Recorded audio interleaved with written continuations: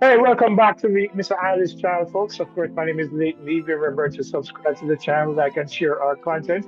Today, I have the extreme pleasure of talking to four gentlemen who on Monday created significant levels of history for Jamaica's bobsled program.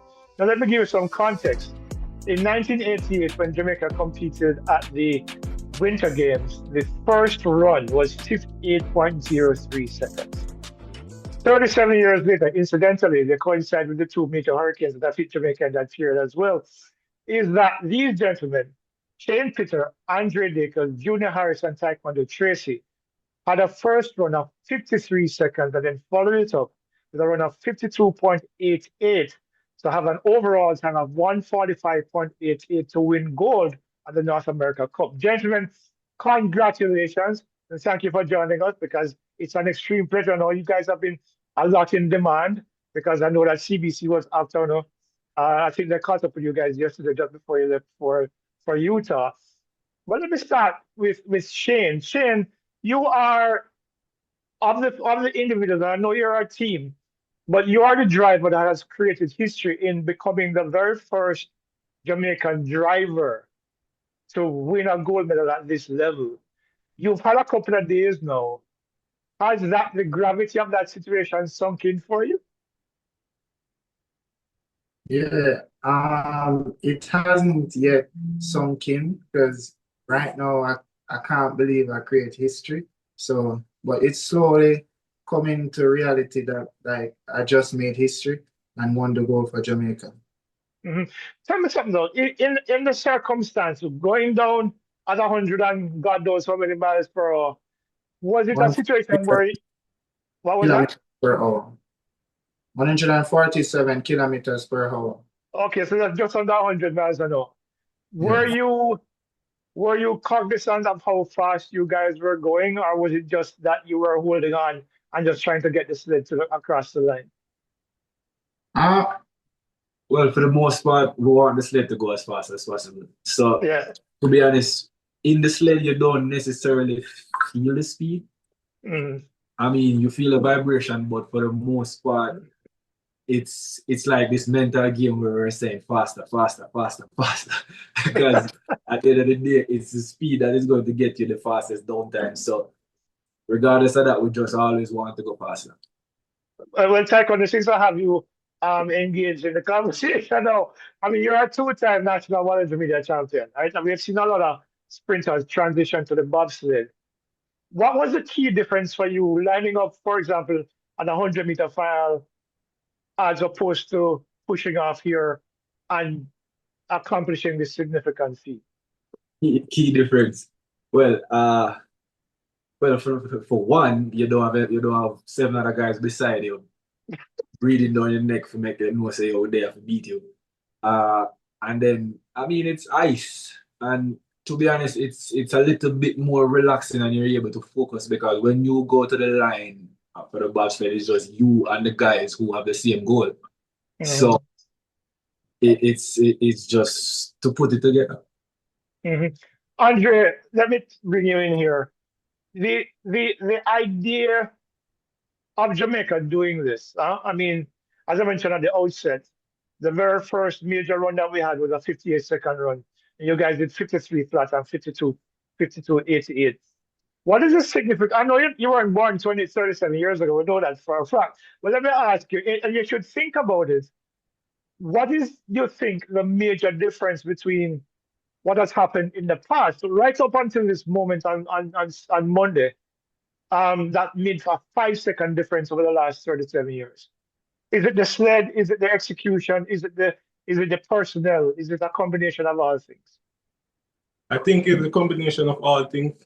We put each other, put our effort and put it together, and we came out on top. Mhm. And then there's a lot of upgrades since then in terms of trucks, sleds, drivers, Bikes. the gear that you wear. So there's a lot of things that would basically help shave off some of those milliseconds and seconds that we Mhm. And think that we are more athletic than the person before us. I don't think Chris Stokes would like to hear you say that. Ah, Chris, Chris I'm talks sure with he would class one. agree.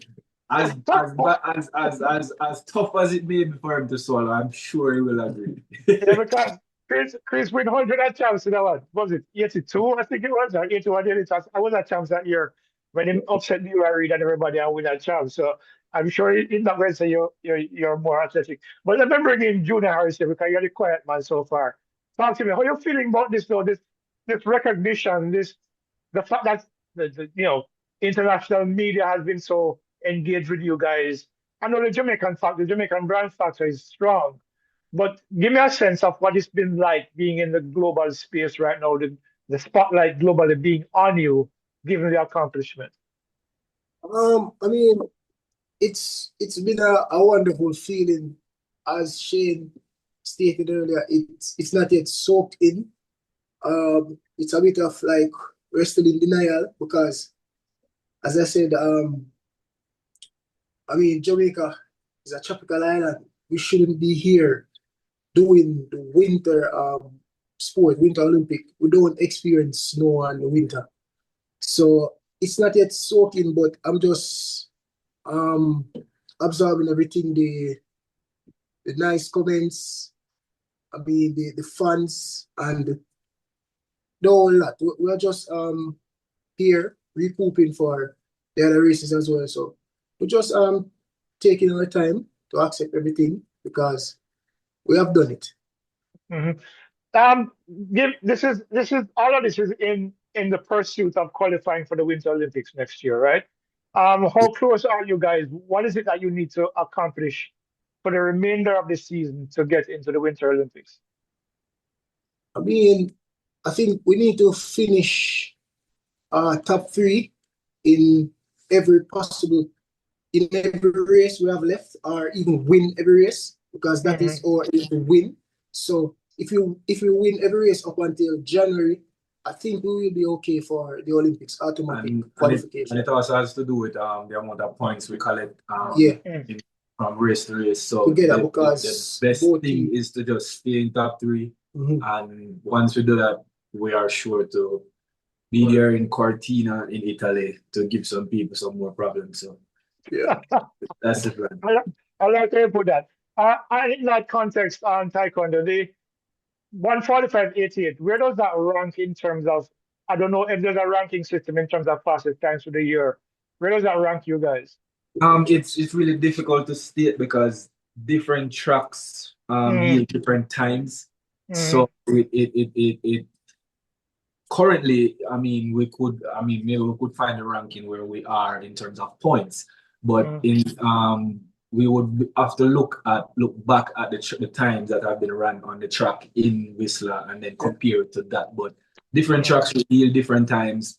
Some corners bigger, some tracks are more steep, some are more longer. So different times, different tracks yield different times.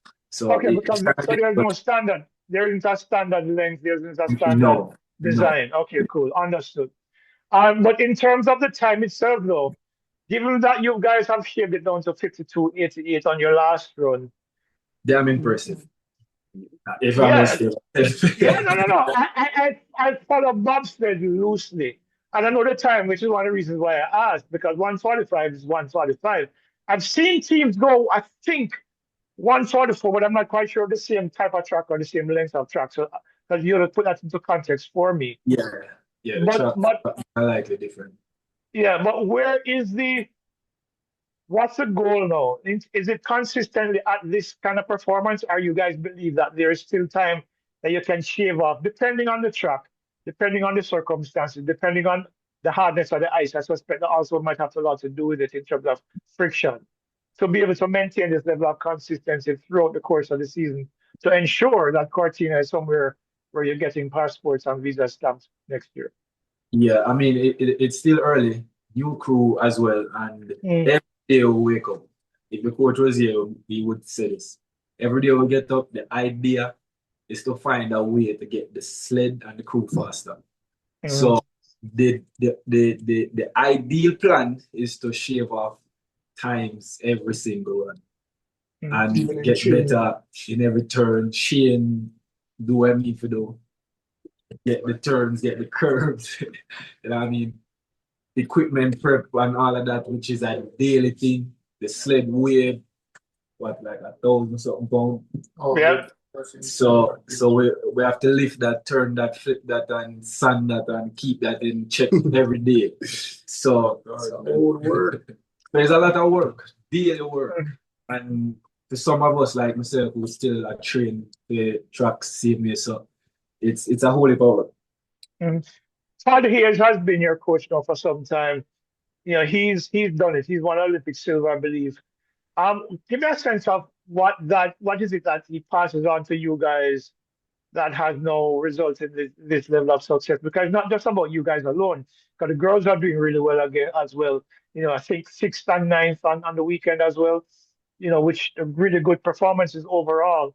What is it that is being communicated to you guys that has made this difference, especially for this year? Because we've seen the progression coming. But this year, I think initially you can see at the start of this year that things are coming together in a way which I think everyone would be happy. So my coach, silver medalist at the Olympics, he teaches me a lot of knowledge, and he has make a lot of athletes win Olympic medals and so forth. So he's coaching me to be not only an Olympian but an Olympic medalist. So he's like, most of the time me and him are like together speaking about different tracks where you can find the speed on the track, just for me to learn that so I can be a winner. Mm-hmm. And Shane, since you're on that point, what are some of the technical things that he talks to you about? You mentioned some of them a while ago, but what are some of the issues in terms of being the driver, the man who is guiding this sled at almost 100 miles an hour?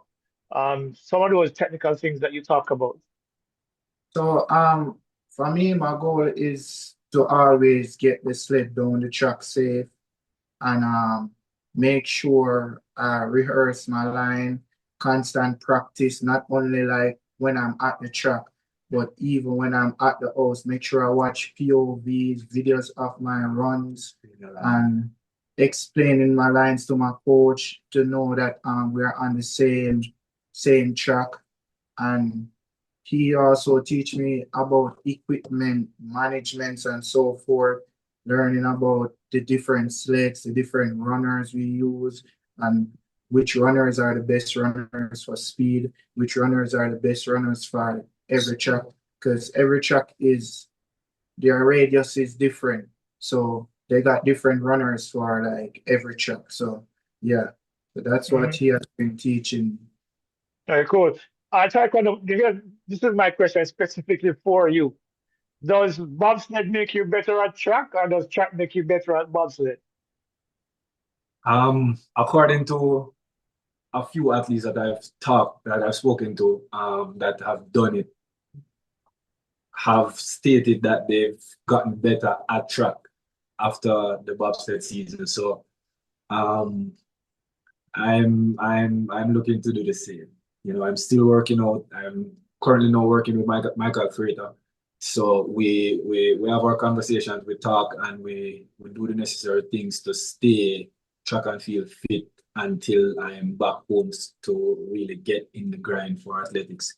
But I mean, outside of that, as I said, based on history and people that I've spoken to, the power and the strength you get from the bobsled can definitely translate over to track and field, especially for sprint. Okay, Junior, talk to me. The focus now, because clearly based on what you guys have done in Whistler, the attention of the world is going to be on you guys. It's obvious. I mean, this is Jamaica. Regardless of where it comes from, Jamaica is a strong brand. And now that you guys have thrust yourself into the spotlight, does that pressure come to bear, or do you find a way to somehow negate it, to control it, to ignore it? Give me a sense of what you're thinking about going ahead. The mission is to just stay focused. I mean, I don't really feel pressure per se, because we all know fans, you're gonna have bad fans, good fans. So I don't really make the pressure get to me, or the pressure don't get to any one of us here. We just synchronize as a team, do everything as a team.